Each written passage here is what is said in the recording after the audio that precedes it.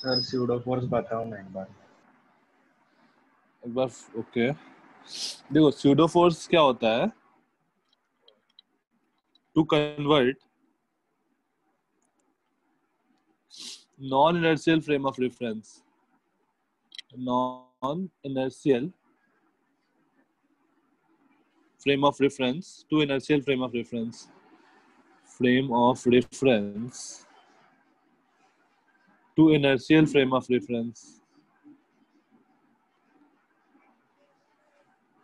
reference so that Newton's law can be applied.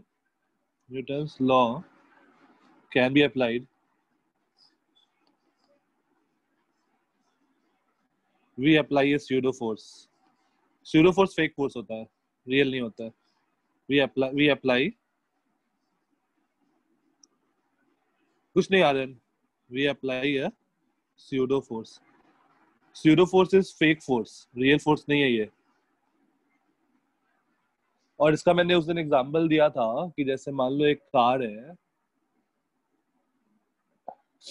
और यहाँ पर एक पेड़ है, तो जस्ट अ मिनट.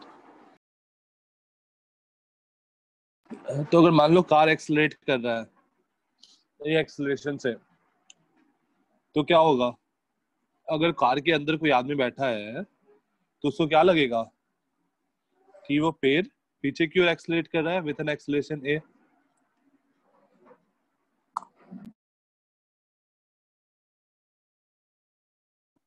वो पेड़ पीछे की ओर एक्सेलरेट कर रहा है विद एन एक्सेलरेशन ए, अगर कार आगे की ओर एक्सेलरेट कर रहा है तो फिर हम लोग क्या बोलते हैं कि पेड़ पर तो कोई फोर्स लग नहीं रहा है, ठीक है. ये पेड़ का मास मैं स्मॉल एम मान लेता हूँ, तो इसका मास कैपिटल एम मान लेता हूँ मैं, तो पेड़ पर तो कोई फोर्स लग नहीं रहा है, बट वो तो फिर वो एक्सेलरेट कैसे कर सकता है ना. तो ये बेसिकली नॉन इनर्शियल फ्रेम है. तो इस फ्रेम में हम लोग एनएलएम नहीं लगा सकते हैं, इक्वल टू एम नहीं लगा सकते हैं. तो हम लोग क्या करते हैं, एक स्यूडो फोर्स लगाते हैं. जैसे हम लोग कार पे ट्रैवल कर रहे हैं ना, तो अगर हम लोग कार के फ्रेम से देख रहे हैं, the frame of car is non inertial. The frame of car is non inertial. Car का फ्रेम जो है वो इनर्शियल नहीं है, तो हम लोग directly F equal to M नहीं लिख सकते हैं. तो इस चीज को कन्वर्ट करने के लिए मैं क्या करता हूँ, उसको इनर्शियल फ्रेम में कन्वर्ट करने के लिए मुझे पेड़ पे एक फोर्स लगाना पड़ेगा. And this force is pseudo force. ये जो होगा वो मास, पेड़ का mass into acceleration of car, इतना फोर्स लगाना पड़ेगा अगर मैं कार के फ्रेम से देख रहा हूँ. तो देखो अगर इतना फोर्स लगा रहा हूँ मैं, तो कार का एक्सेलरेशन होना चाहिए नहीं होना चाहिए? होना चाहिए. और वो यही आएगा सॉल्व करोगे तो acceleration will be force upon मास. तो देखो ए आ रहा है एक्सेलरेशन, ये मैंने उस दिन बताया था. तो कोई भी non inertial frame of reference को इनर्शियल में कन्वर्ट करने के लिए मुझे एक स्यूडो फोर्स लगाना पड़ेगा. ओके, ठीक है. चलो इस पे एक क्वेश्चन देखते हैं.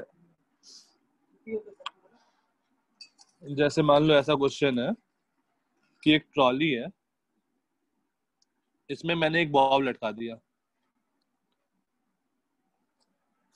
ट्रॉली एक्सलेट कर रहा है, तो ये बॉब क्या होगा, ये बॉब थोड़ा पीछे चला जाएगा, कुछ इस तरह का पोजीशन हो जाएगा.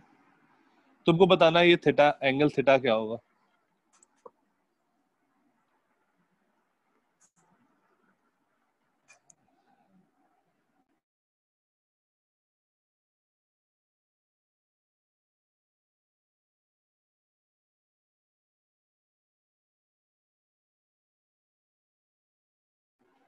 एंगल थीटा क्या होगा?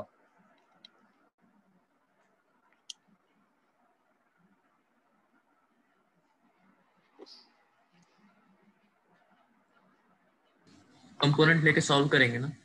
हाँ, तो आप एफबीडी बना लो. तो क्या क्या फोर्स लग रहा होगा बॉब पे?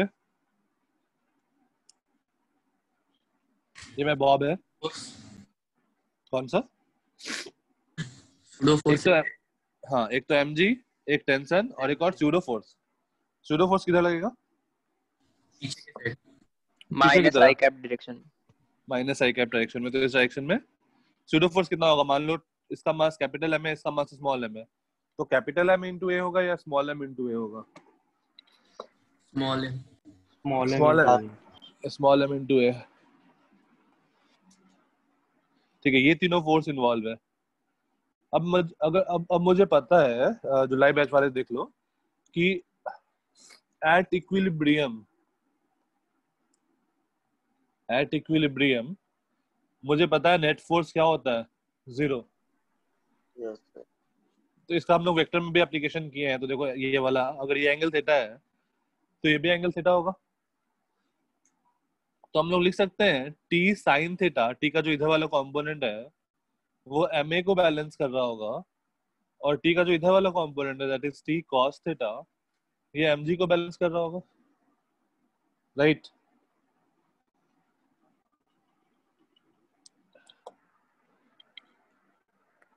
यहाँ तक कोई दिक्कत?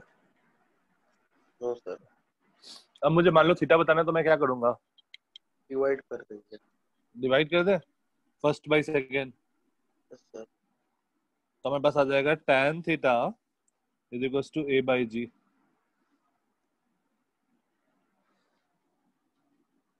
और अगर मुझे t बताना होता तो क्या करते? थीटा नहीं बताना होता, t बताना होता तो फर्स्ट इक्वेशन से m का वैल्यू नहीं नहीं नहीं नहीं नहीं, एक स्टेप में, दो स्टेप में नहीं, एक स्टेप में।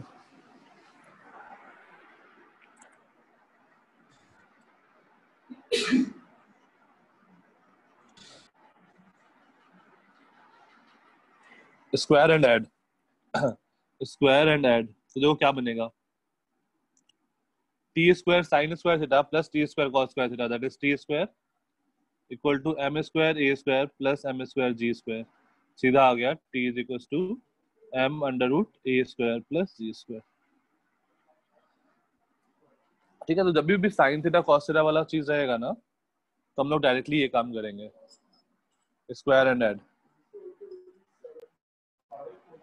ठीक है,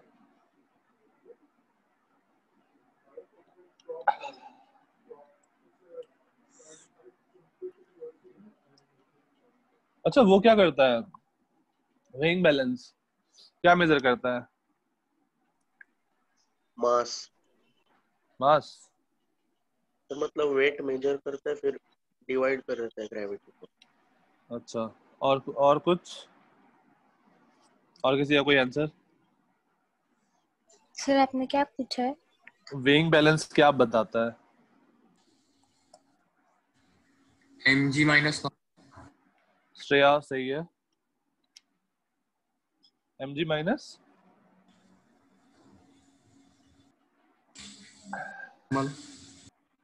mg माइनस m है, नहीं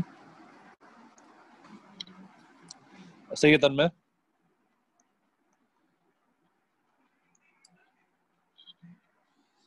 फोर्स अपॉन जी नहीं, चातल प्रियांशु नहीं। दो क्या बताता है, ये नोट कर लिए सब लोग, कोई दिक्कत नहीं इसमें, ये स्टैंडर्ड क्वेश्चन है, हर बार हर बुक में तुमको मिलेगा। ये theta equal to tan inverse g a by g proof करने को सारे बुक में तुमको मिल जाएगा। ठीक है, नेक्स्ट देखो, वेइंग बैलेंस।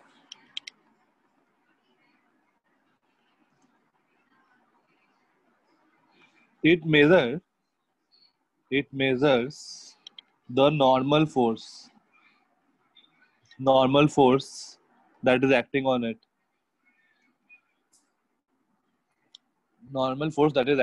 जैसे मान लो ये एक वेइंग बैलेंस है, इस पे तुम खड़े हो गए,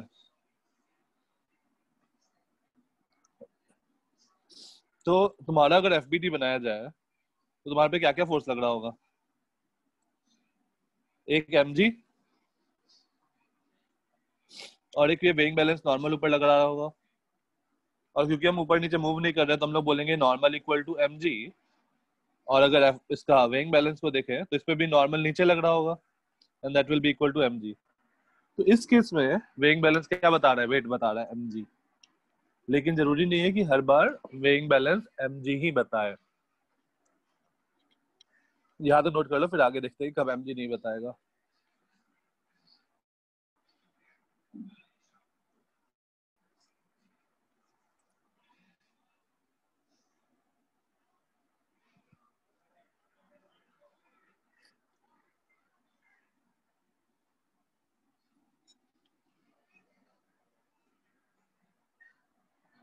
डन। अब देखो ऐसा केस होगा, जैसे मान लो weighing balance in a lift, weighing balance in a lift. अब ये लिफ्ट है, लेट्स से ये लिफ्ट, एक आदमी है, ये लिफ्ट अगर ऊपर जा रहा है ए से, तो इस आदमी का एफबीडी बनाओ, क्या क्या फोर्स लग रहा होगा आदमी पे?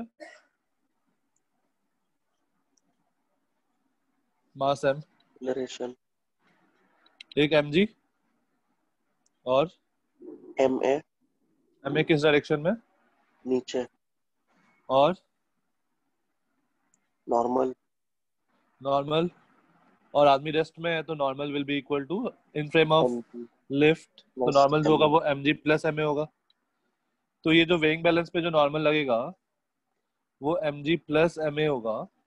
और देखो वेइंग बैलेंस जो होगा वो, अगर तुम 60 केजी के हो तो तुमको ज्यादा रीड करेगा 60 केजी से। ठीक है, तो किसी को मान लो ऐसे तुमको ज्यादा वेट करवाना है तो लिफ्ट में रख दो वेइंग बैलेंस, और जब लिफ्ट ऊपर एक्सेलरेट कर रहा हो उस टाइम उसको खड़ा कर दो, उसका वेट ज्यादा बढ़ जाएगा। ठीक है,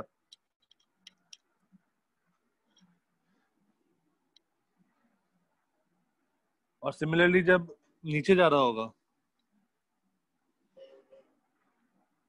तो क्या होगा? mg माइनस एमए, अगर ए लेस वेट देन कम हो जी हो। जाएगा। हाँ, वेट कम हो जाएगा अगर ए लेस देन जी हो तो। अगर ए ग्रेटर देन जी होगा तो क्या होगा? ऐसा सिचुएशन है, तो फिर सर हवा में उड़ेगा। हवा में फ्लोट कर रहा है। ठीक है, तो ये आदमी का एफबीडी बनाया। मैं अभी ए लेस देन जी का बात कर रहा हूँ। तो आदमी पे एमजी नीचे, एमए ऊपर, और नॉर्मल ऊपर, तो normal will be equal to MG minus MA. Weighing balance कम रीड करेगा। If A is greater than G तो वेइंग बैलेंस क्या रीड करेगा?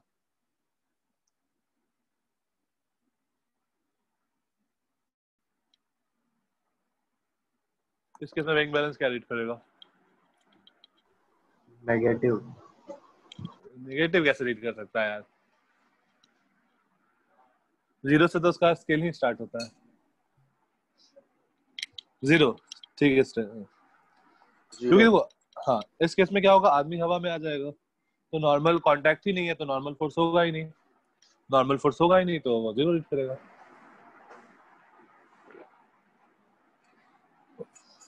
है ना। और आदमी तो हवा में आएगा ही, साथ साथ वो वेइंग बैलेंस भी हवा में आ जाएगा। आएगा ही नहीं आएगा अगर वो फिक्स नहीं है तो? आएगा सर। यस सर, आएगा। आएगा सर। आएगा। तो अगर ऐसा हुआ, मान लो अगर ये आदमी वेइंग बैलेंस इससे चिपका हुआ है तो वेइंग बैलेंस रीड करेगा कि नहीं रीड करेगा कुछ, या जीरो रीड करेगा? हवा में है वो। सर नहीं करेगा क्योंकि नॉर्मल नहीं लगेगा ना। हाँ, दोनों फ्री फॉल में है तो इस केस में भी जीरो रीड करेगा। और अगर लिफ्ट से अटैच होता वेइंग बैलेंस फिर तो जीरो रीड करता ही, कांटेक्ट ही नहीं रहता, फिर तो जीरो रीड करता ही करता। ठीक है, यस सर। यहाँ तक हो गया सबका, कोई दिक्कत नहीं? एक मिनट।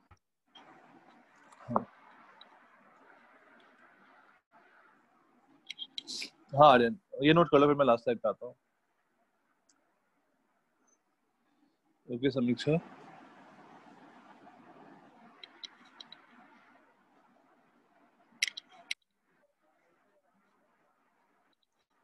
समीक्षा तुम जुलाई बैच में हो ना? No sir, April batch. अप्रैल बैच। और समीक्षा है फिर, ओके।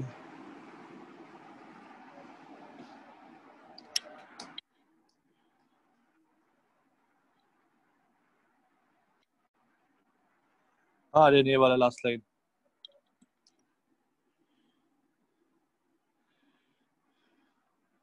हाँ अगर मैं वेइंग बैलेंस इन एयर किसका था, हाँ आयुष। देखो जब अगर वेइंग बैलेंस यहाँ पर अटैच्ड है, मतलब नेक्स्ट वाले केस में, तो फिर तो आदमी हवा में आ जाएगा, वेइंग बैलेंस हवा में नहीं आएगा। लेकिन मान लो अगर दोनों हवा में आ गया, तो देखो ये भी नीचे जी से जा रहा होगा, ये भी नीचे जी से जा रहा होगा। तो दो ऑब्जेक्ट अगर दोनों जी से नीचे जा रहा है तो वो दूसरे को फोर्स लगाएगा क्या नो आयुष? सर। तो नॉर्मल जीरो हो जाएगा। Yes sir. ठीक है,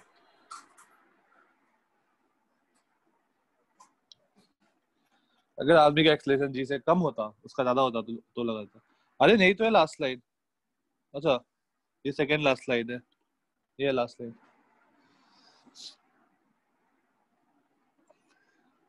नो सर, मैं फर्स्ट वाली स्लाइड बोल रहा था। ये वाला वेइंग बैलेंस आज स्टार्ट हुआ है। हाँ सर, हो गया। ठीक है, नेक्स्ट हेडिंग दो। सर सर वो हमने एमएल लगाया वो सूडो फोर्स है क्या? हाँ एम एस स्यूडो फोर्स है, ये जो एम है ये स्यूडो फोर्स है। और अब स्यूडो फोर्स लगा दिया तो हम लोग किसके फ्रेम में आ गए? लिफ्ट के फ्रेम में आ गए। और लिफ्ट के फ्रेम में आदमी स्टेशनरी है, तो लिफ्ट के फ्रेम में आदमी पे नेट फोर्स 0, तो ऊपर की ओर M A plus N should be equal to M G, और N will be M G minus M A. ठीक है, ओके। तो देखो स्यूडो फोर्स लगाए तो हम लोग का काम आसान हो गया, हम लोग लिफ्ट के फ्रेम में पहुंच गए, और लिफ्ट के फ्रेम में हम लोग डायरेक्टली अब स्यूडो फोर्स लगा सकते हैं। ठीक है, ओके सर। एक साथ है work done.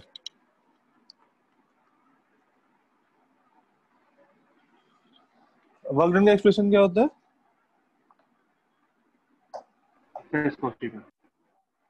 Work done bye a force F F S cos theta या कुछ और।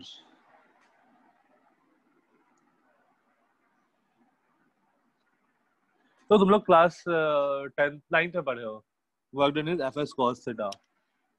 सही है, बट उसमें एक एजम्पशन है आर एन नहीं, आर एन एक में वो भी नहीं है, उसमें एक एजम्पशन है एफ एस कॉस थीटा या फिर एफ डॉट एस करने में, कि हम लोग क्या ले रहे हैं कि फोर्स कांस्टेंट है। बट व्हाट इफ फोर्स भी कांस्टेंट नहीं है? अगर फोर्स भी कांस्टेंट नहीं है तो हम लोग वर्क डन का फॉर्मूला लिखेंगे, integral of F dot ds, this is a dot product, F और डिस्प्लेसमेंट वेक्टर का डॉट प्रोडक्ट है। तो डॉट प्रोडक्ट है तो वर्क डन क्या होगा, स्केलर क्वांटिटी या वेक्टर क्वांटिटी?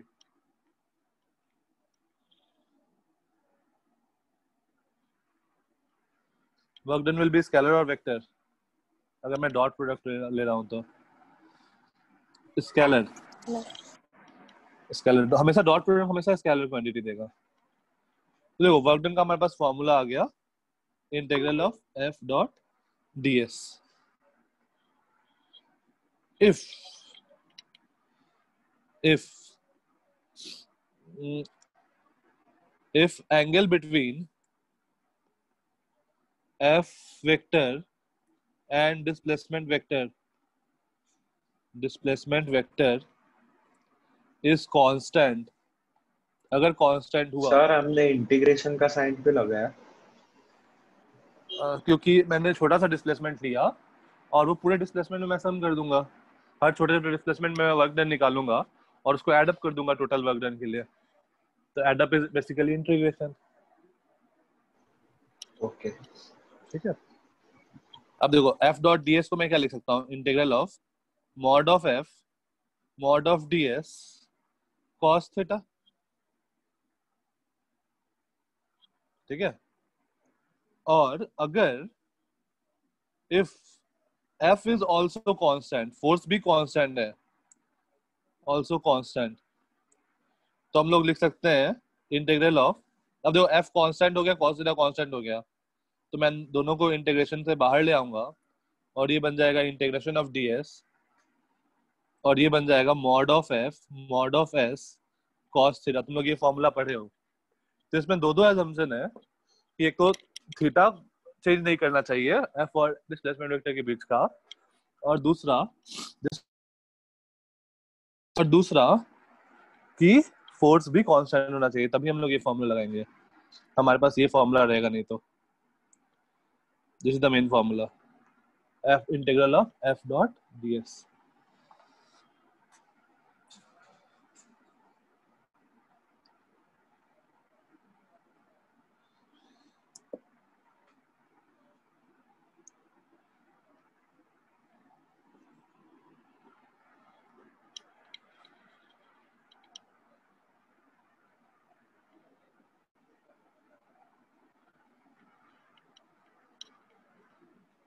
इंटीग्रेशन सबने अटेंड किया है?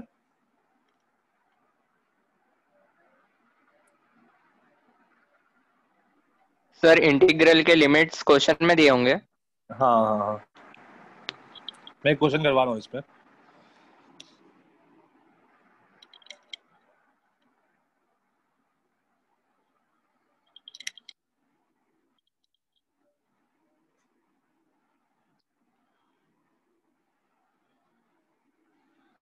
डन।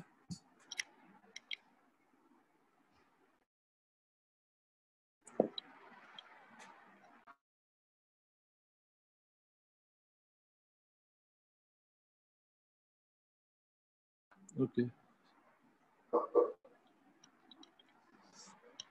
क्वेश्चन,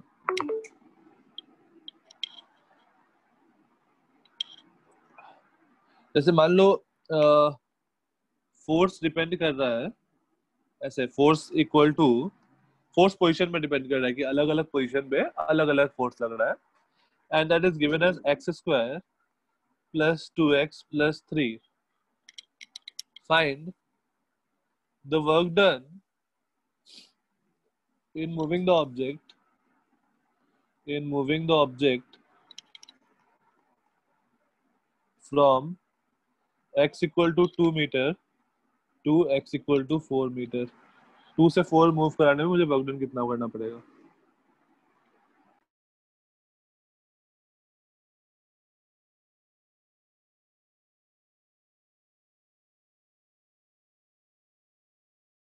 सर आप एक मिनट लास्ट साइड दिखाएं ना।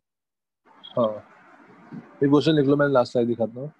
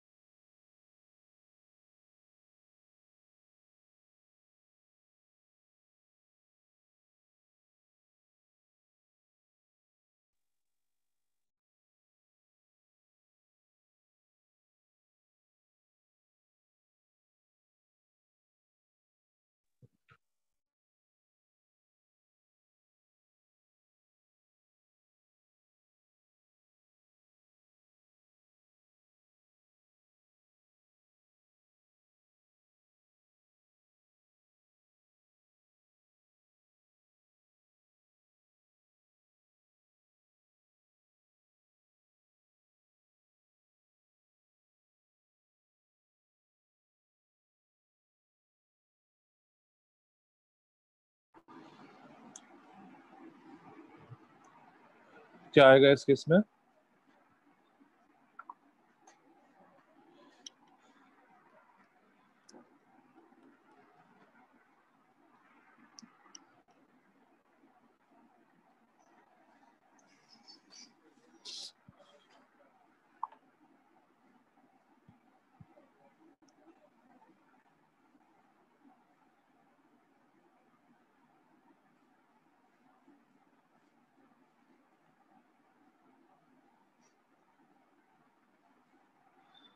तो मुझे कुछ नहीं करना है, मुझे work done equal to integral of F dot D s, कहाँ से कहाँ तक? 2 से 4, that is x square plus 2x plus 3 dx। Okay Niranjan, Niranjan मुझे तो नहीं लग रहा है कि 4 आएगा, या आ सकता है। तो इंटीग्रेट कर दो, ये आ जाएगा x³ by 3 plus 2x² by 2 आ सकता है 4, 2 से 4, तो पहले 4 सब्स्टिट्यूट करो, तो 4 4 16, 4 64/3 प्लस, ओके, एक 110/3 प्लस 4 4 16 प्लस 4 3 12 माइनस 2 सब्स्टिट्यूट करो, तो 2 to 4 to 8/3 plus 4 plus 6, okay, एक और आंसर आया 110/3। तो ये देखो क्या आ गया, 16 plus 12 28 plus 64/3 minus 8/3 minus 10, sir that is मतलब हमें 80। फोर्स डिस्प्लेसमेंट के टर्म्स में पता होना चाहिए ना। हाँ, तो हम लोग डायरेक्टली F.ds कर देंगे।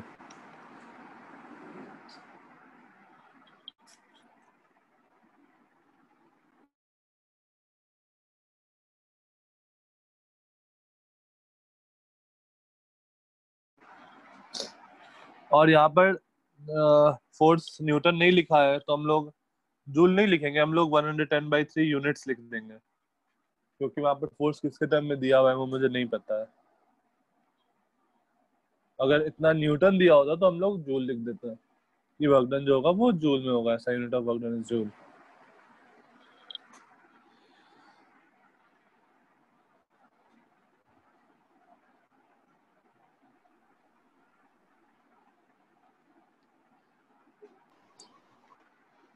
सही है, किसी को कोई doubt?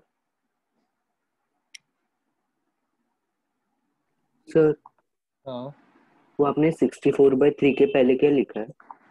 Is equal to,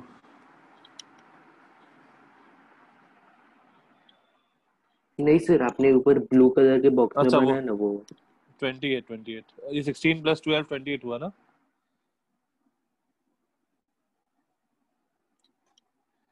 28 plus 64/3 minus 8/3 minus 10।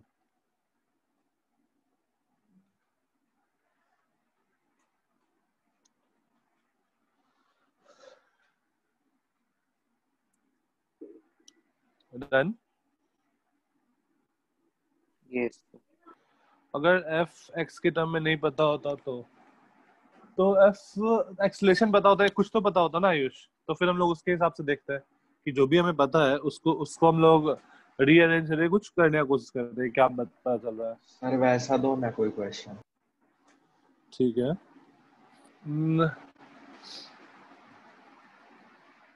जैसे मान लो ऐसा दिया हुआ है,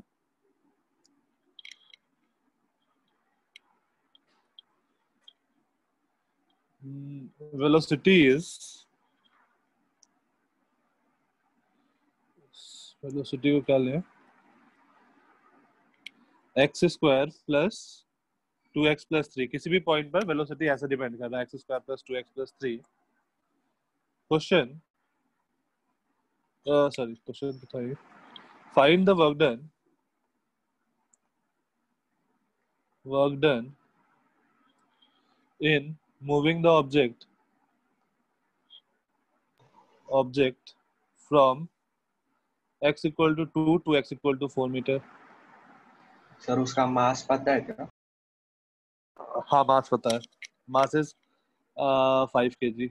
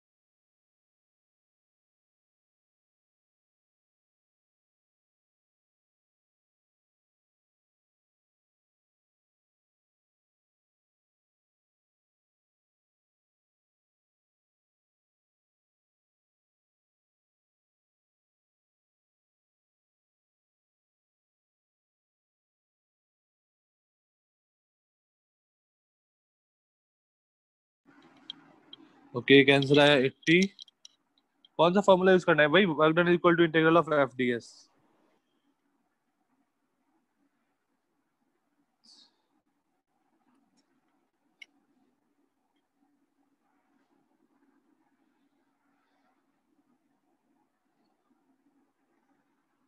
ओके, दो आंसर आया 80।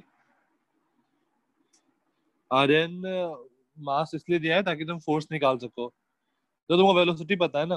ओके, एक और आंसर आया 80। X square plus 2x plus 3, तो एक्सलेशन क्या होगा? 2x plus 2। तो फोर्स क्या होगा? Mass into acceleration, that is 5 into A, that is 10x plus 10। तुमको फोर्स पता चल गया, तो वर्क डन क्या हो जाएगा?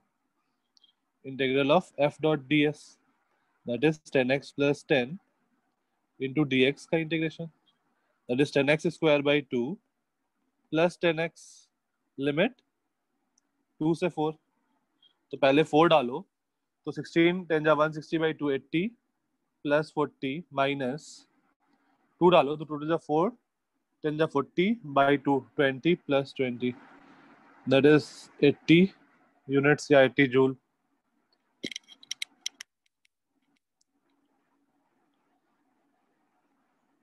ठीक है, तो समहाउ हम लोग उस फॉर्म में लेके आएंगे और integral of F dot D S कर देंगे।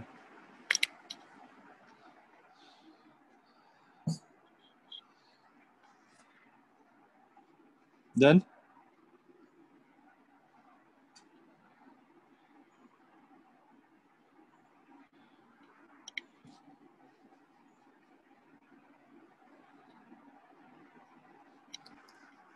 तो ये नेक्स्ट क्वेश्चन, अगर ऐसा है, एक ऑब्जेक्ट है, इस पे मैं इधर फोर्स लगा रहा हूँ कंटिन्यूअसली 100 न्यूटन का at an angle of 37 degree with the horizontal. ये ब्लॉक का मास है 10 kg। Find the work done by the force, work done by the force in 10 second. ये सरफेस जो है वो फ्रिक्शनलेस है।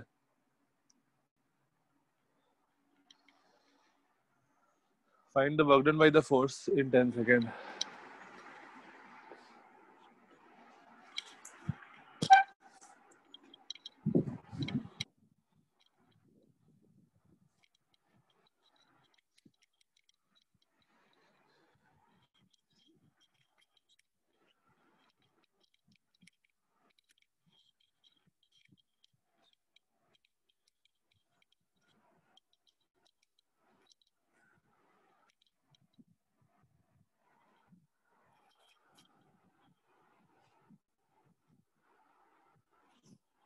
सर इनिशियली रेस्ट पे है ना? हाँ, इनिशियली रेस्ट पे है, इनिशियल स्पीड 0 है।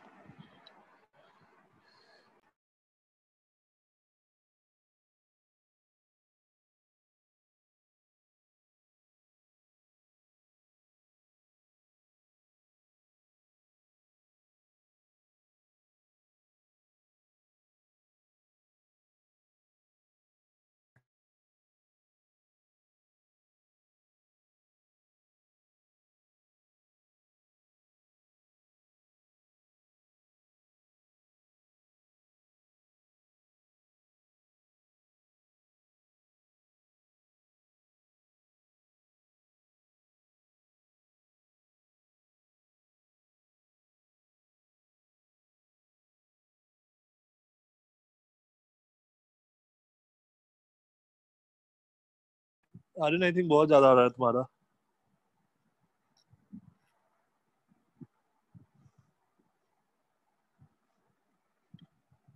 अच्छा, तुम्हारा भी 4000 ही आ रहा है, 40,000 आ रहा है दोनों का। 40,000। 40,000 आ रहा है, हाफ हाँ into sir. 8 sir 4 into 500 t metre square. आता है डिस्प्लेसमेंट। डिस्प्लेसमेंट 500 मीटर कैसे आ जाएगा? सर 400 आ रहा है डिस्प्लेसमेंट। हाँ, तो 400 इंटू 80 करोगे तो 32,000 आएगा ना।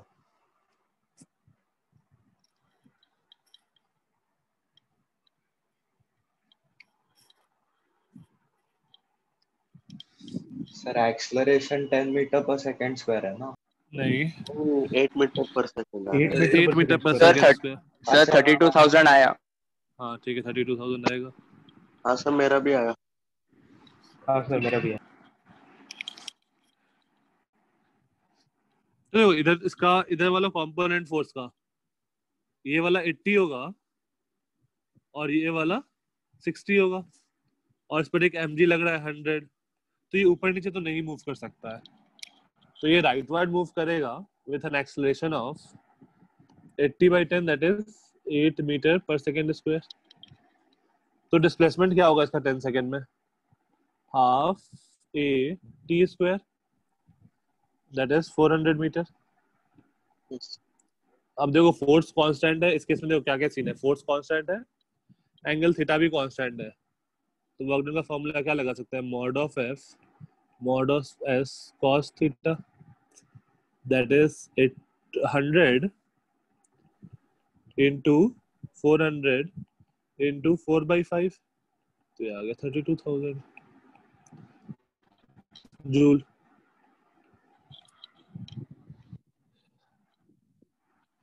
ये जिनका 40,000 आ रहा है वो लोग कॉस थीटा नहीं किए हो।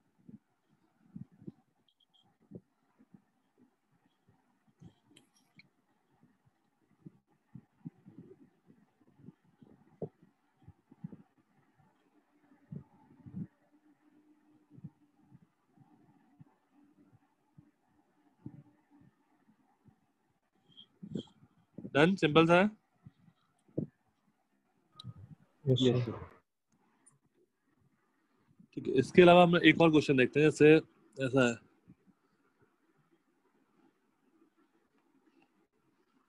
एफएस कर्व दे रखा है, लेट्स से इस टाइप का, यहाँ से ऐसे फोर्स और डिस्प्लेसमेंट का कर्व ऐसा दे रखा है। मुझे बताना है find the work done in going from a to b. Find the work done in going from a to b. S 2 metre है, ये 4 मीटर है, ये 10 न्यूटन है, ये 20 न्यूटन है।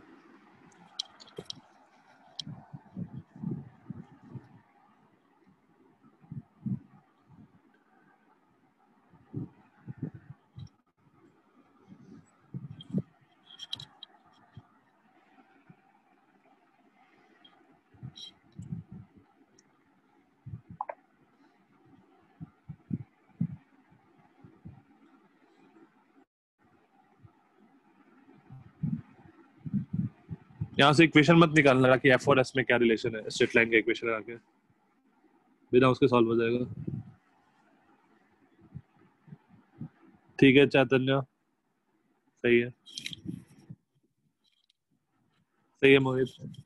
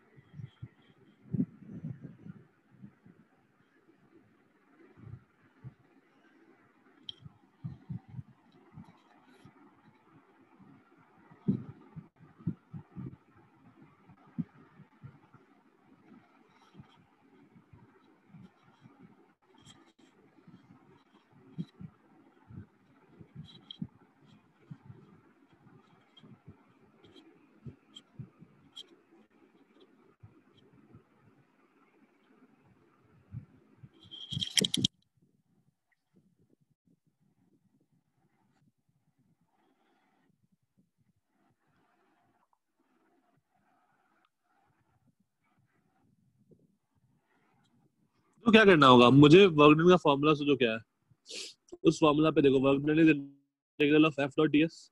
ठीक है,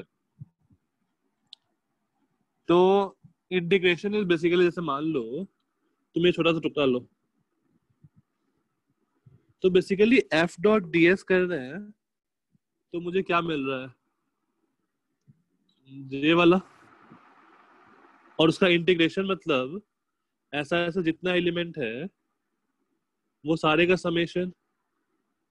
तो बेसिकली हम लोग क्या बोल सकते हैं, work done will be equal to area area under the area बोल सकते हैं। और एरिया क्या होगा, that equals to area under fs curve, fs curve that is equals to half into sum of parallel side into distance between them, that is 30 joule.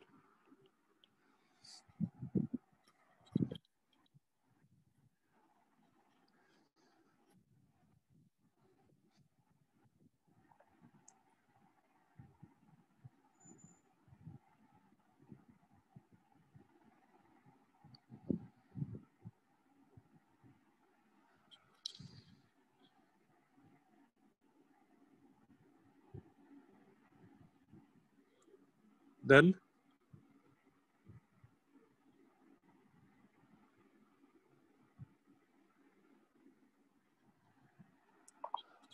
okay, next आते हैं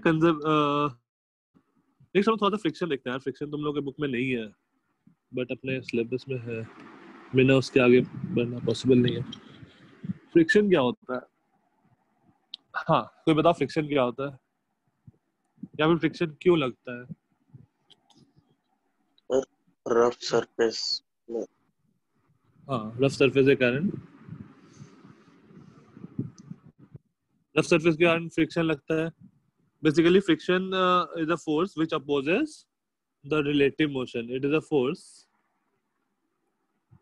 force due to roughness of the surface. Force due to roughness of the surface, and it opposes the relative motion. And it opposes the relative motion. Relative motion between two objects. जैसे मान लो एक object है, जैसे हम लोग कल car का example लिए थे लास्ट क्लास में, ये कार को पुश किया तो बजा के आगे रुक जाएगा। तो वो क्यों रुकेगा? क्योंकि फ्रिक्शन उसको अपोज करेगा। अब फ्रिक्शन इसलिए अपोज करता है क्योंकि अगर हम माइक्रोस्कोपिक लेवल पे देखो, माइक्रोस्कोपिक लेवल पे तो इस ब्लॉक का सरफेस कुछ ऐसा होगा, और ये जो नीचे सरफेस है ग्राउंड वो ऐसा होगा कुछ। तो यहाँ पर क्या होगा, जैसे ही ये स्लाइड करने की कोशिश करेगा, ये आगे स्लाइड करने की कोशिश करेगा, तो ये सब इस पर अपोजिट डायरेक्शन में फोर्स लगाएंगे। Yes sir. तो इस रफनेस के कारण फ्रिक्शन फोर्स लगता है और ये अपोज करता है रिलेटिव मोशन को।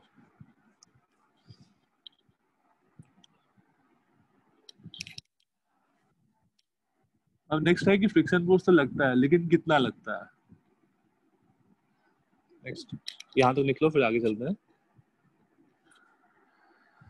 सर एक तरीके से नॉर्मल फोर्स ही है क्या वो?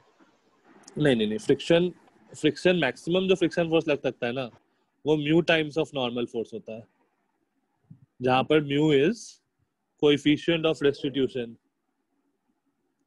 Coefficient of friction. Mu is coefficient of friction, वो mu times of normal force होता है। मैक्सिमम पॉसिबल है लेकिन जरूरी नहीं कि इतना लगे। इसका हम लोग केसेस बना के समझते हैं। हाँ, कोएफिशिएंट ऑफ फ्रिक्शन क्या ये होता है? तुमको कोएफिशिएंट ऑफ फ्रिक्शन है कि वो बेसिकली बताता है कि कितना स्मूथ सरफेस है। अगर मान लो 0 हुआ मतलब मेरा परफेक्टली स्मूथ सरफेस है, अगर जितना ज्यादा कोएफिशिएंट ऑफ फ्रिक्शन होगा उतना ज्यादा रफनेस होगा। तो बेसिकली वो रफनेस ऑफ द सरफेस बताता है, जितना ज्यादा म्यू होगा उतना ज्यादा रफनेस होगा सरफेस का। सर ये एफ मैक्स का हमें फॉर्मूला आएगा? हाँ, एफ मैक्स का तुम्हें नोट करके लिख लो कि मैक्सिमम पॉसिबल फ्रिक्शन जो लगेगा वो म्यू एन लगेगा, उससे ज्यादा फ्रिक्शन नहीं लग सकता है। और सर एन नॉर्मल ना? हाँ, n is normal force, n is normal force. मैं नेक्स्ट स्लाइड में तुमको एग्जांपल सर जो नीचे लग रहा है वही ना? नीचे नहीं, ब्लॉक पे जो नॉर्मल लग रहा है ना वो, हाँ सरफेस जो लगाएगा ब्लॉक पे नॉर्मल वो।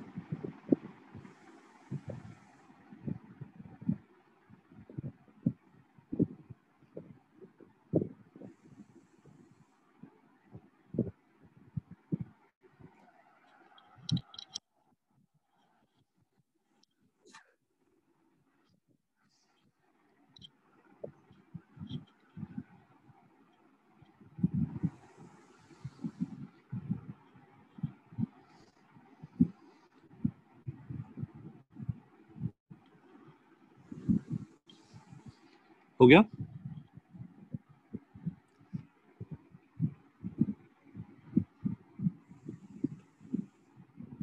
Yes.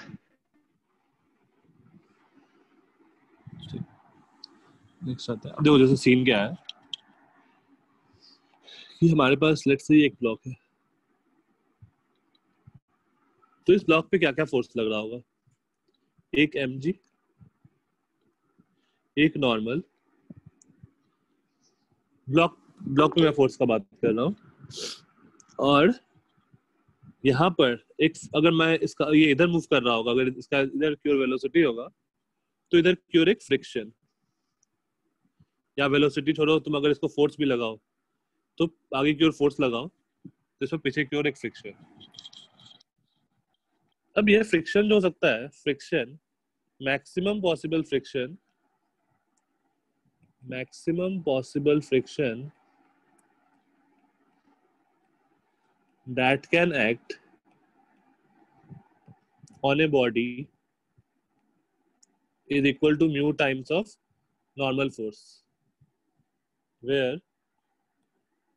mu is coefficient of friction and n is normal exerted by the surface.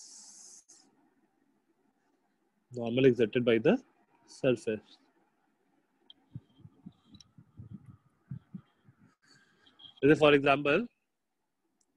Example अगर ये ब्लॉक है, इस पर है 10 kg, तो नॉर्मल फोर्स कितना होगा? अगर ये 10 kg का ब्लॉक है तो नॉर्मल फोर्स कितना होगा? 100 Newton. 100 Newton. And let's say coefficient of restitution is 0.2, तो इसमें मैक्सिमम फ्रिक्शन कितना लग सकता है?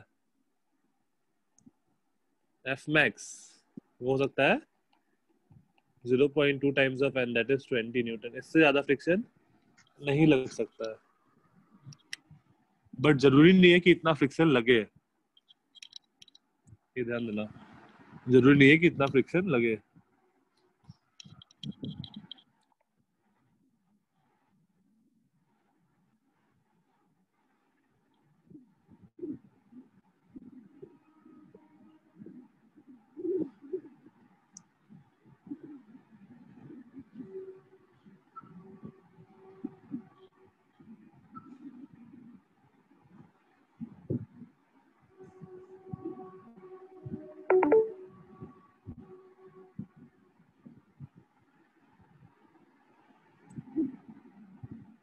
And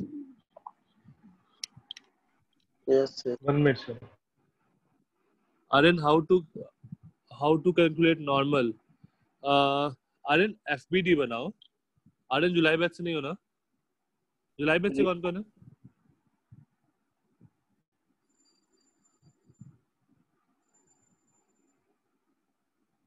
अच्छा आर्यन तुम जुलाई बैच से हो, ठीक है। और कोई?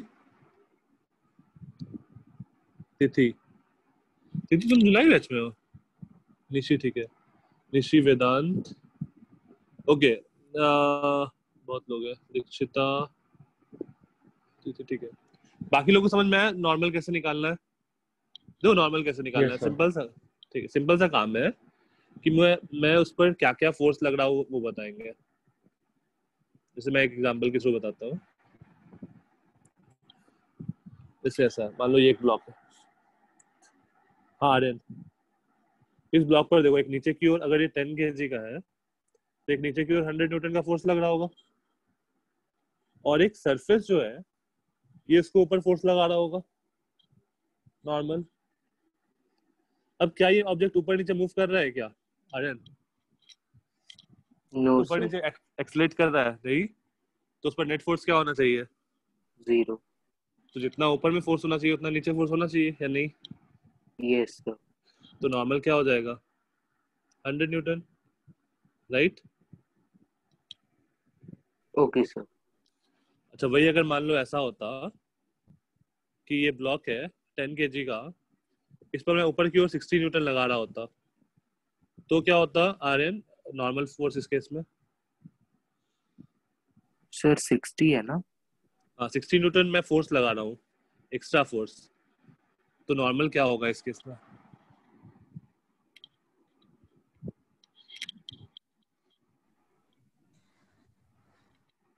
सोचो क्या क्या फोर्स लग रहा होगा इस पे। एक 100 न्यूटन लग रहा होगा और एक नॉर्मल लग रहा होगा। अगेन ऊपर जितना फोर्स उतना फोर्स नीचे लग रहा होगा, that is normal equal to 40 newton. ठीक है आर्यन? Okay sir. सर पर पहले दिया नहीं था ना 100 न्यूटन। 10 kg मास दिया हुआ था ना, तो मास तो mg नीचे लगेगा ही ना, ओके ग्रेविटी तो सर। लगेगा ही हमेशा। ओके ठीक सर। है ठीक है। नेक्स्ट क्वेश्चन अब देखते हैं, फ्रिक्शन को अब डिटेल्स में एनालाइज करते हैं। जैसे मान लो ये एक ब्लॉक है, इस पर मैं इधर फोर्स लगा रहा हूँ 100 न्यूटन, नहीं रुक जाओ, वेट वेट वेट, इस पर मैं इधर फोर्स लगा रहा हूँ 100 F। ब्लॉक का मास है 10 kg and coefficient of friction is 0.2। इससे पहले ये सोचो कि अगर मैं बस एक ब्लॉक को सरफेस पे रख दूंगा तो फ्रिक्शन लगेगा कि नहीं लगेगा? इसका म्यू दिया हुआ है 0.2, सर फ्रिक्शन लगेगा कि नहीं लगेगा? लगेगा सर। लगेगा। किधर लगेगा? राइट या लेफ्ट? पीछे की तरफ? नहीं सर, नहीं लगेगा क्योंकि कोई फोर्स। हाँ नहीं आर्यन, तो यहाँ पर अभी कोई टेंडेंसी है क्या मोशन का? इस ब्लॉक में कोई टेंडेंसी है नहीं है, तो फ्रिक्शन नहीं लगेगा। अगर कोई टेंडेंसी होगा तभी फ्रिक्शन लगेगा, नहीं तो नहीं लगेगा। If there is a tendency of relative motion तभी फ्रिक्शन लगेगा, हमेशा नहीं लगेगा। ठीक है। अब जैसे मान लो अगर तुम बोल देते कि इस पर लगता फ्रिक्शन, मान लो तुम कुछ बोले, मान लो बहुत छोटा सा ही फोर्स लगा फ्रिक्शन का, लेट से F, इन केस अगर लगा तो क्या होगा? ये ब्लॉक एक्सेलरेट कर जाएगा, बिना किसी फोर्स के वो ब्लॉक अपने आप मूव कर रहा है। ऐसा होता है क्या? सर ऑपोजिट साइड में लगेगा ना एक्सीलरेशन। एक्सेलरेशन अपोजिट साइड में क्यों लगेगा? जिधर फोर्स उधर एक्सेलरेशन। अच्छा वो एफ है क्या? मुझे फ्रिक्शन लगाओ। हाँ फ्रिक्शन ही है वो। ये तुमने बोला कि फ्रिक्शन लगेगा, यहाँ पे किसी ने बोला। तो इनकेस अगर फ्रिक्शन लगा तो क्या होगा? ब्लॉक फ्रिक्शन के ऑपोजिट में होगा ना एक्सीलरेशन। हाँ सर। फ्रिक्शन के अपोजिट में होगा एक्सेलरेशन, और तो कोई फोर्स ही नहीं है। नहीं, उस साइड में वो तो स्लो डाउन भी होगा ना फ्रिक्शन के साथ साथ। अगर हम लोग कोई एक्सटर्नल फोर्स और लगाएंगे तब फ्रिक्शन लगेगा और तब उस डायरेक्शन में एक्सेलरेशन होगा, लेकिन हमने कोई फोर्स लगाया ही नहीं है। सर तो फ्रिक्शन ही कैसे लगेगा? फ्रिक्शन ही नहीं लगेगा, वही मैं बता रहा था, फ्रिक्शन ही नहीं लगेगा। अब देखो जैसे इस केस में यहाँ पर मैं F फोर्स लगाया हूँ, यहाँ पर मैक्सिमम पॉसिबल फ्रिक्शन कितना लग सकता है? 20 Newton. New times of N, that is 20 Newton. इसमें FBD बनाओ, नीचे की ओर 100 न्यूटन लग रहा होगा, ऊपर की ओर N लग रहा होगा, और N आ जाएगा 100, तो फ्रिक्शन आ जाएगा 0.2 into 100, दैट इज 20 न्यूटन। ये मैक्सिमम पॉसिबल फ्रिक्शन है, जरूरी नहीं है कि इतना लगे।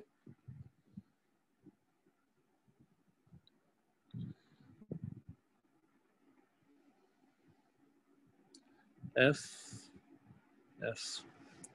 अगर मैं 5 न्यूटन का फोर्स लगाऊं, ये जो कैपिटल F है ये 5 न्यूटन है, तो फ्रिक्शन कितना लगेगा?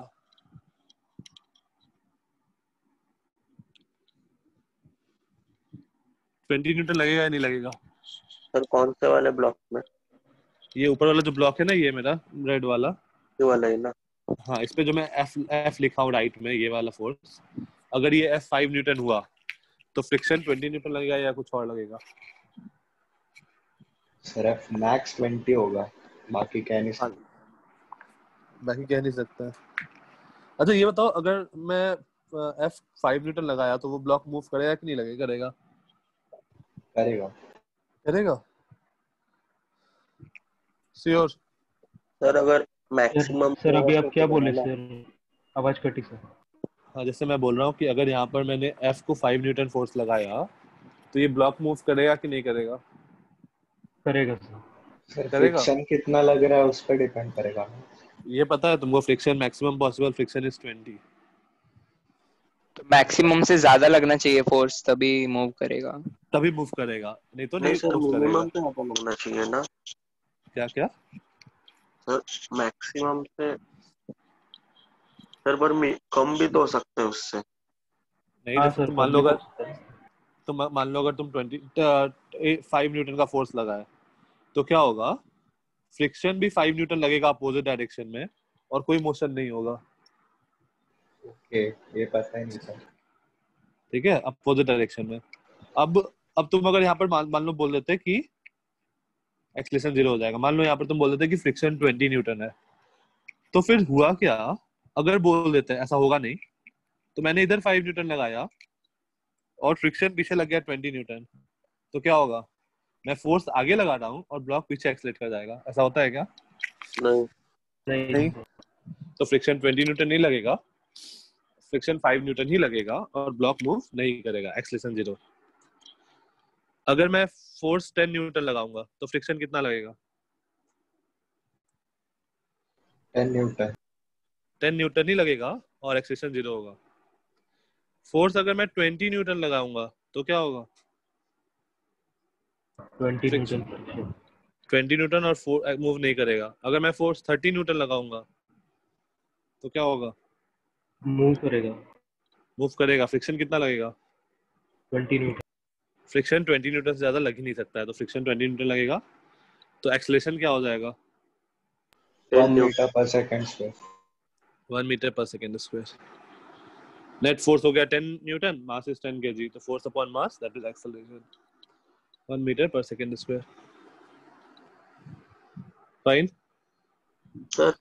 Yes sir. हाँ सर, अगर फाइन जब भी 10 न्यूटन था और तभी अगर हाँ, फ्रिक्शन 10 से कम होगा तभी तो एक्सेलरेशन होगा ना। लेकिन फ्रिक्शन 10 से कम क्यों लगेगा? फ्रिक्शन तो उसको अपोज करना चाहता है ना। फ्रिक्शन 20 तक लगा सकता है, तो तुम जितना फोर्स लगाओगे फ्रिक्शन उतना अपोज करेगा जब तक तुम 20 से कम हो। लेकिन तुम 20 से ज्यादा हो गए तो फिर तुम फ्रिक्शन कुछ नहीं कर सकता है, तुम्हारा फ्रिक्शन को जाने ही देना पड़ेगा। मतलब सर एफ मैक्स तक फ्रिक्शन और एफ मतलब कैपिटल दोनों इक्वल रहेंगे। हाँ, उसके बाद कैपिटल एफ ज्यादा हो जाएगा, फ्रिक्शन 20 ही रहेगा, मतलब एफ मैक्स ही रहेगा। Okay sir.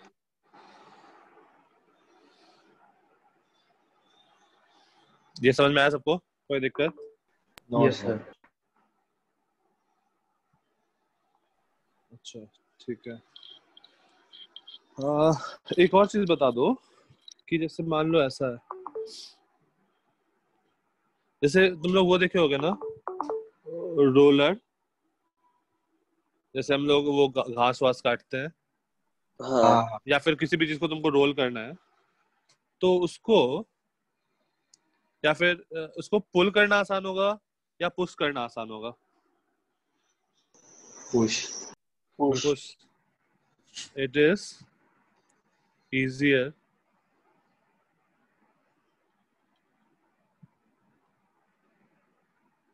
easier to push और pull a roller। क्या होगा? पुश। पुश। क्यों? पर वो नहीं पता पर आसान होगा। हाँ। अच्छा, किसी का कोई लॉजिक?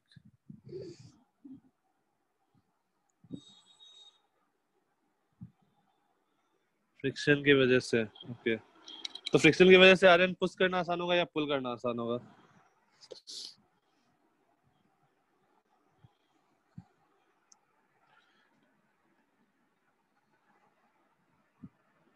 अच्छा, पुश करना आसान होगा। ठीक, चलो देखते हैं करके। जैसे मान लो ये रोलर है, तुम इसको पुश कर रहे हो, तो लेट्स से F फोर्स से पुश कर रहे हो, तो नॉर्मल बढ़ जाएगा या घट जाएगा? इस पे नॉर्मल लग रहा होगा एक और बढ़ mg लग जाएगा। रहा होगा, तो नॉर्मल बढ़ जाएगा। Normal will be equal to mg plus f cos theta. Yes sir. f का इधर वाला कंपोनेंट होगा f cos थीटा वर्टिकल वाला, और normal mg plus f cos theta होगा। तो नॉर्मल ज्यादा हुआ तो नॉर्मल ज्यादा हुआ तो एफ मैक्स क्या होगा? ज्यादा होगा। एफ मैक्स ज्यादा होगा, लेकिन वही अगर हम लोग पुल करेंगे तो क्या होगा? F m g n. तो एफ का इधर वाला कंपोनेंट अगेन सेम मान लो थीटा एंगल पर है, तो ये हो जाएगा एफ कॉस थीटा। तो normal will be equal to M G minus F cos theta. Normal कम है तो एफ मैक्स भी क्या होगा? कम हो जाएगा, आया ना? तो क्या करना आसान होगा? पुश। पुल। पुल में ना फ्रिक्शन कम हुआ, फ्रिक्शन कम हुआ तो हम लोग को कम फोर्स लगाना पड़ेगा। बेसिकली फ्रिक्शन अपोजिंग फोर्स है ना, तो it is easier to pull a roller. Sir बीच बीच में आवाज कटती आ रही थी सर। एफ मैक्स बढ़ जाएगा, वो उधर से नहीं समझा सर। हाँ, normal m g plus f cos theta आया, ठीक है। जो normal m g plus Yes, f sir. Cos theta होगा तो फ्रिक्शन क्या होगा? Mu times of m g plus f cos theta f max, ठीक है। मैं सही से लिखता हूँ, एफ मैक्स जो होगा इस केस में वो mu times of m g plus f cos theta होगा, और इस केस में सर अभी भी कट रही, मैं लॉग आउट करता हूँ सर, मैं लॉग आउट करता हूँ। ठीक है, ठीक है, ओके। एक मिनट वेट। तुम लोग आई थिंक 12 o'clock से ऐसे स्टार्ट करेंगे, तुम लोग एक मिनट रुक जाओ। एक मिनट, ठीक है, लॉग आउट ऑन करो, मैं एक बार सर से बात कर लेता हूँ। ये सबको समझ में आया? सर केमिस्ट्री का जल्दी है क्या लेक्चर? एक मिनट मैं पूछ लेता हूँ, एक मिनट। एक्चुअली मेरी तबीयत नहीं सही थी तो मैं उनको बोला था। वेट।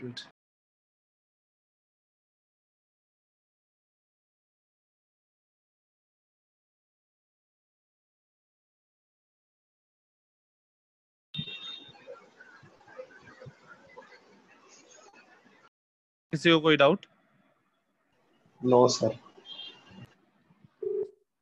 ठीक है, तो फ्रिक्शन अपना समझ में आया सबको, कोई दिक्कत नहीं है, सिंपल सा चीज है, वो अपोज करेगा, ठीक है।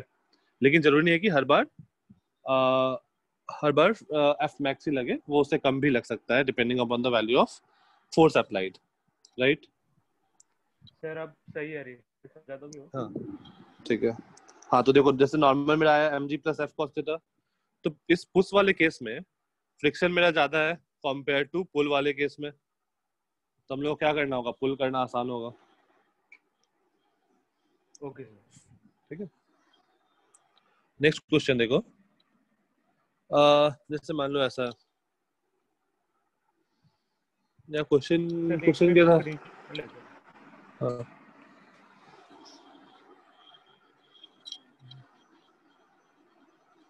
हो गया सर।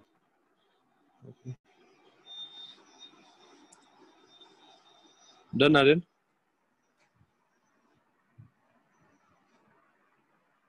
ओके, नेक्स्ट लिखो angle of friction. Angle of friction, तो जैसे मान लो एक ऑब्जेक्ट है ऐसा, इस ऑब्जेक्ट पे क्या क्या फोर्स लग रहा होगा? एक ग्रेविटी, एक नॉर्मल और एक फ्रिक्शन। मैं फ्रिक्शन मैक्स ले रहा हूं, that is mu times of n. तो देखो ग्रेविटी सॉरी सरफेस कौन कौन सा फोर्स लगा रहा है? इस सरफेस के कारण, ये सरफेस है मेरा, सरफेस के कारण कौन कौन सा फोर्स लग रहा है ब्लॉक पे? नॉर्मल कौन फ्रिक्शन लगा और रहा है? नॉर्मल। फ्रिक्शन और नॉर्मल।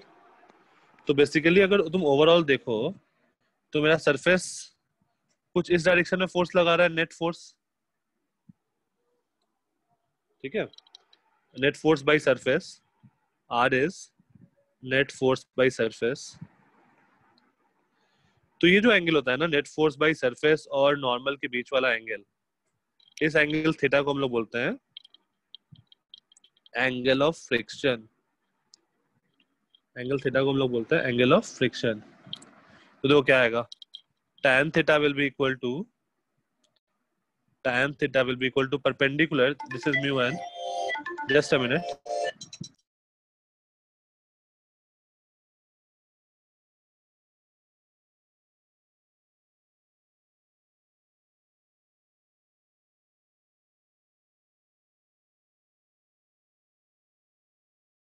Tan theta को बोल सकते हैं perpendicular upon base, that is mu, और theta आ जाएगा tan inverse of mu. तो ये होता है हम लोग का एंगल ऑफ फ्रिक्शन.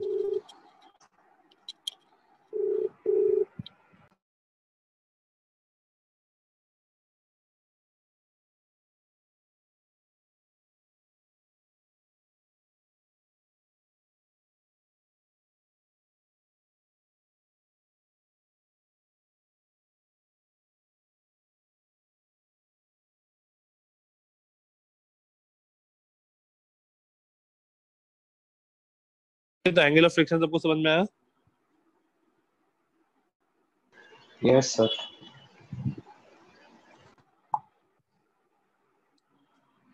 हाँ आयुष देखो, सरफेस जो फोर्स लगा रहा है ना, सरफेस जो फोर्स लगा रहा है, नेट फोर्स और नॉर्मल के बीच का जो एंगल होता है, उसको हम लोग बोलते हैं एंगल ऑफ फ्रिक्शन.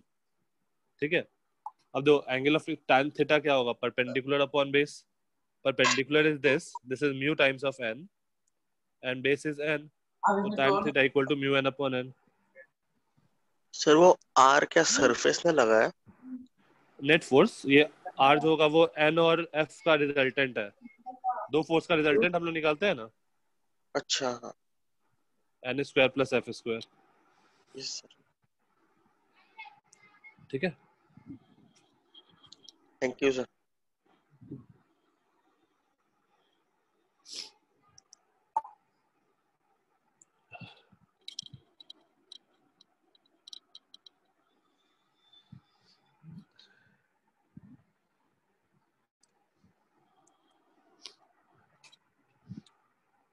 ठीक है, नेक्स्ट देखते हैं एक और question.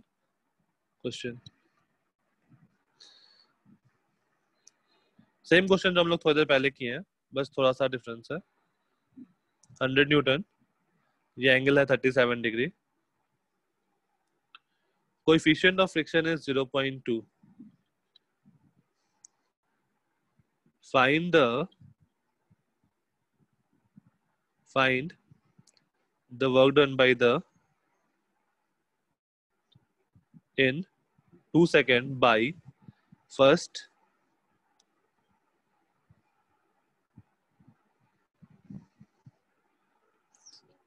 force F, second friction force.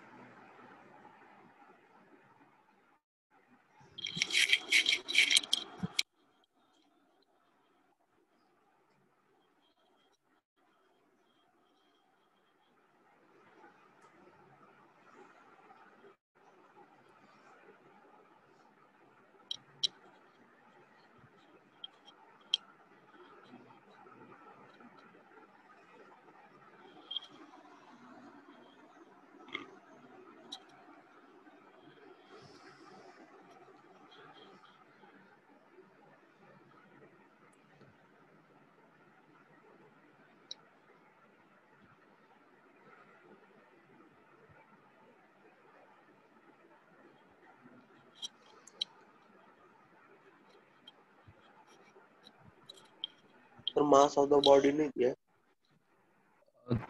हाँ, मास ऑफ द बॉडी चाहिए होगा. क्या लिया था हमने लास्ट टाइम में? 10 kg ना. 10 kg इनिशियल स्पीड 0.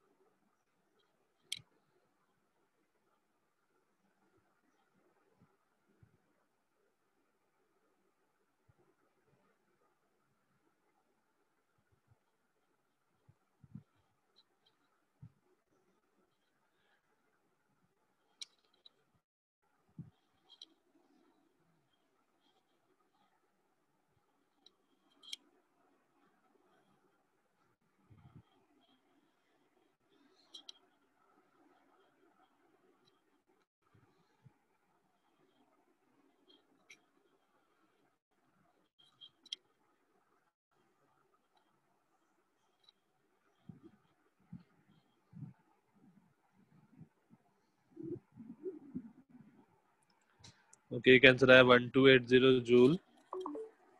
एक्सेलरेशन क्या आया? सर 8 आया। 8 आया सर। एक्सेलरेशन 8 नहीं होगा, कुछ और होगा।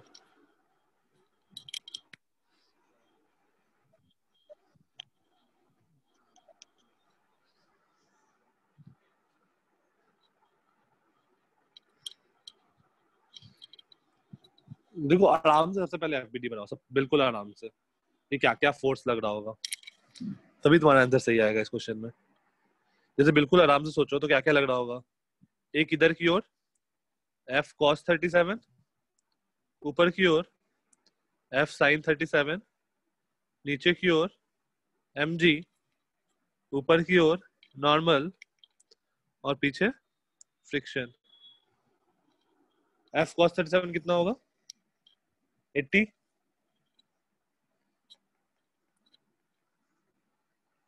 और ये हो जाएगा 60। तो नॉर्मल क्या हो जाएगा? आर्यन नॉर्मल यहाँ पे क्या आएगा? जुलाई बैच वाले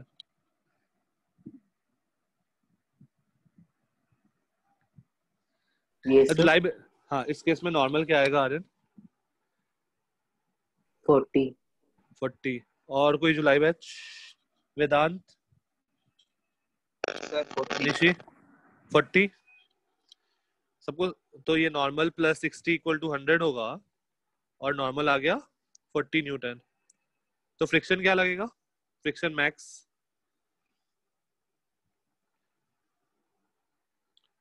0.2 टाइम्स का 40, राइट, दैट इज 8 न्यूटन।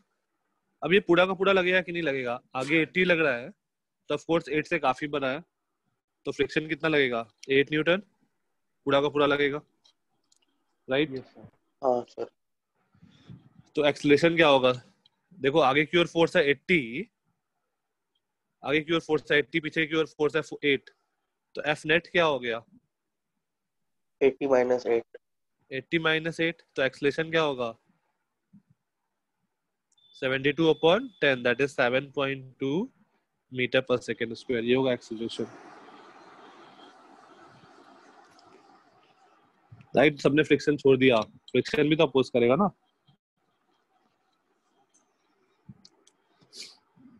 तो एस क्या हो जाएगा? Half A T square, that is T 2 दिया हुआ था ना, हाँ। तो 7.2 इंटू 2 14.4 मीटर। अब सॉल्व कर लो। वर्क डन बाई फोर्स क्या होगा? 80 इंटू 14.4 या फिर 100 into 14.4 into cos 37, that is same as 80 into 14.4, right. Work done by f equal to 80 into 14.4। Work done by friction क्या होगा?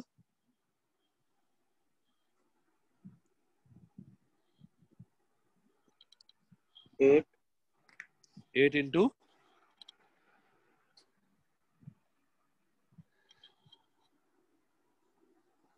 सर माइनस होगा। -8 नहीं, और भी तो कुछ होगा ना, फोर्स इंटू डिस्प्लेसमेंट। तो -8 इंटू 8 इंटू 14.4, माइनस 14.4 माइनस 14.4। हाँ 8 इंटू, एक्चुअली ऐसा आएगा 8 into 14.4 into cos 180, that is -1। तो ये दोनों हो गया work done by force and work done by friction, right. कोई दिक्कत?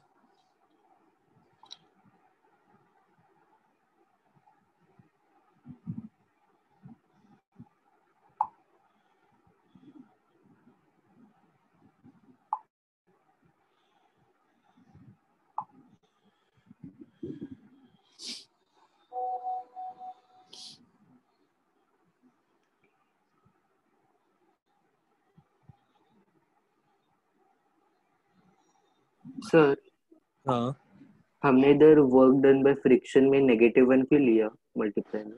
क्योंकि वर्क डन क्या होता है? F S cos theta.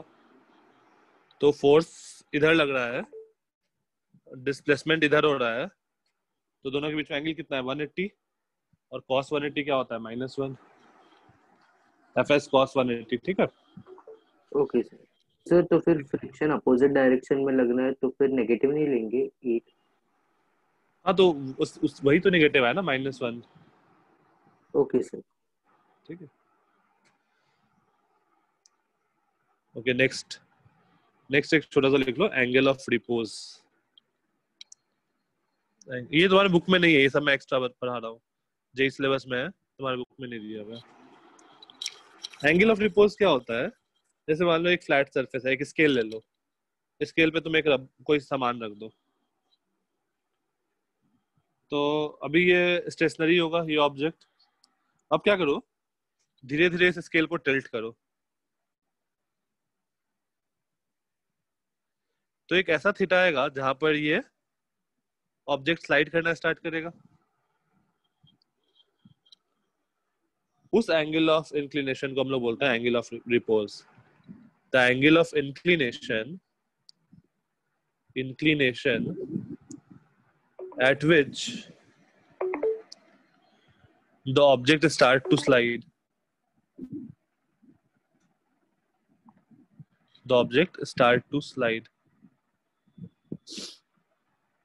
is called angle of repose.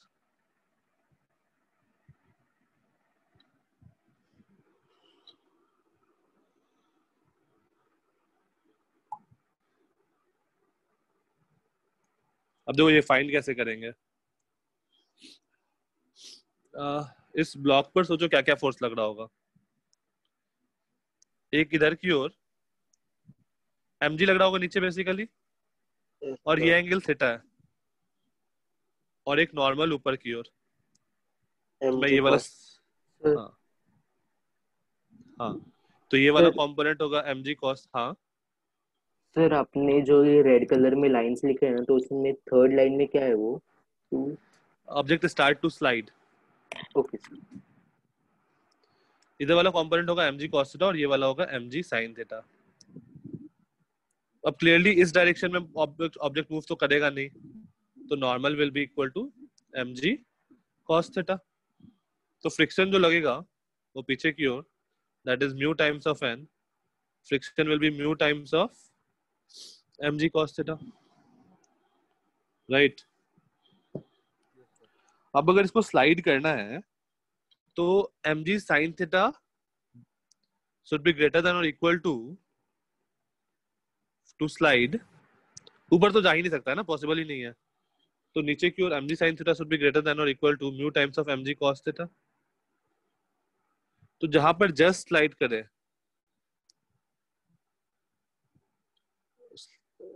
To just slide, just जहां पर स्टार्ट करे वहां पर क्या होगा, mg sin theta should be equal to mu times of mg cos theta.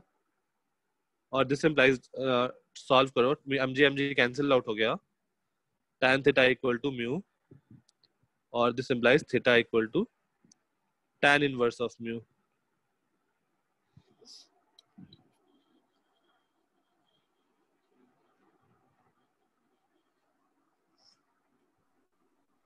Sir equal to होगा तो स्लाइड ही नहीं करेगा ना। जस्ट स्लाइड करना स्टार्ट करेगा, क्योंकि जस्ट उससे जस्ट बड़ा होगा ना, तो थीटा को तुम जस्ट थोड़ा सा बड़ा करो, तो साइन थीटा इंक्रीज करेगा, साइन थीटा इंक्रीज करेगा, और कॉस थीटा क्या होगा, थीटा में लोग इंक्रीज करेंगे तो कॉस थीटा डिक्रीज करेगा। तो जस्ट इस सिचुएशन पे जस्ट बैलेंस आउट होगा, इससे थोड़ा भी ज्यादा करेंगे तो स्लाइड करना स्टार्ट हो जाएगा। सर तो एंगल ऑफ फ्रिक्शन और ये सेम ही है? आंसर सेम आ रहा है, बट कॉन्सेप्ट अलग अलग है ना दोनों का। हाँ सर, मैग्नीट्यूड ही पता है। हाँ सर mg cos थीटा कहाँ पर है? mg cos थीटा इस डायरेक्शन में, mg इस तरफ, तो ये नीचे की ओर mg लग रहा है ना, ये वर्टिकली डाउनवर्ड, तो mg का इधर वाला कंपोनेंट क्या होगा, mg cos थीटा, और इधर वाला कंपोनेंट क्या होगा, mg sin theta, towards the theta is cos theta,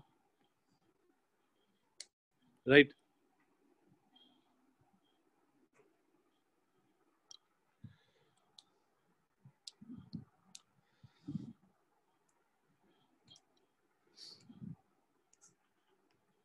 यहाँ तो कोई डाउट किसी को? नो। नेक्स्ट आते हैं, एक और क्वेश्चन करते हैं। हाँ हाँ हाँ,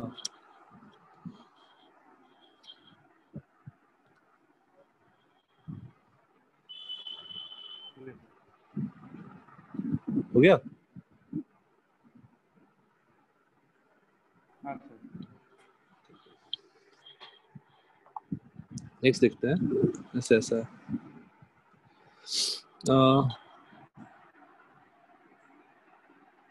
चेक कर दे। हाँ, ऐसे question, find the friction force in the two cases.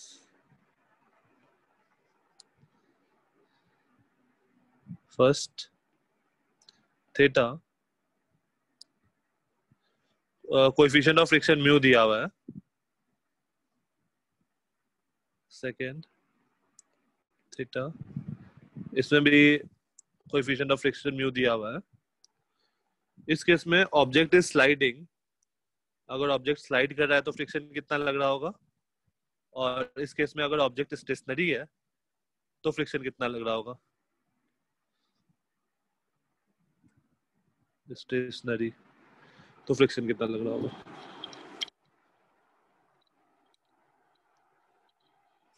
दोनों में mu m g cos theta लगेगा या कुछ और होगा किसी में।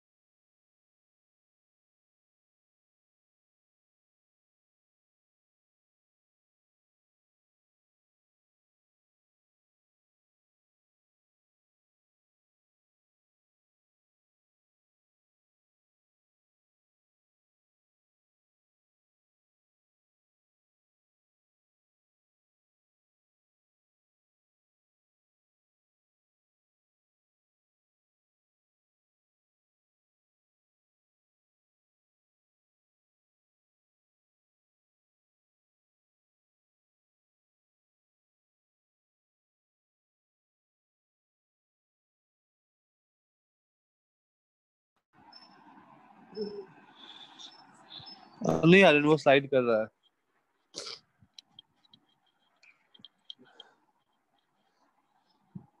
तो इस केस में देखो क्या होना होगा, सिंपल सा है। इधर की ओर mg cos थीटा, ऊपर की ओर नॉर्मल, इधर की ओर mg sin थीटा, और क्योंकि ऑब्जेक्ट स्लाइड कर रहा है तो फ्रिक्शन मैक्सिमम लगेगा, मैक्सिमम पॉसिबल फ्रिक्शन लगेगा, and that is mu times of n, that is mu times of mg cos theta. लेकिन क्या इस केस में जरूरी है कि मैक्सिमम फ्रिक्शन लगे? सर ऑब्जेक्ट 0 से न्यू mg cos थीटा तक।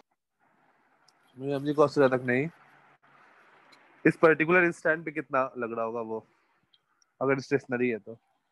जो स्टेशनरी है तो क्या होगा, आगे की ओर mg sin थीटा लग रहा है, तो पीछे की ओर भी फोर्स कितना लगना चाहिए ताकि स्टेशनरी रहे, mg sin थीटा। तो mg इस केस sin में theta।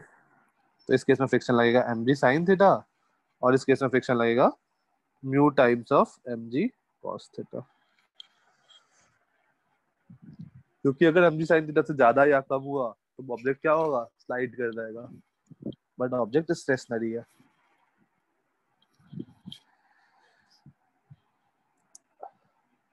राइट, किसी को कोई डाउट? आज की क्लास में कहीं पे किसी को कोई डाउट?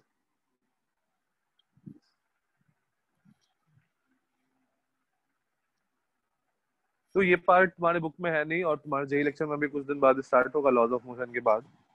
तो एक बार नोट्स के थ्रू ही गो थ्रू कर लेना नेक्स्ट क्लास से पहले, फिर हम लोग नेक्स्ट क्लास में आगे कंटिन्यू करते हैं।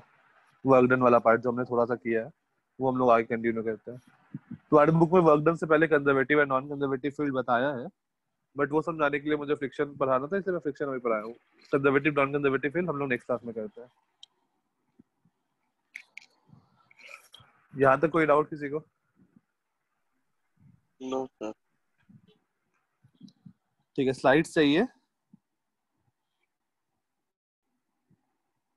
Yes sir.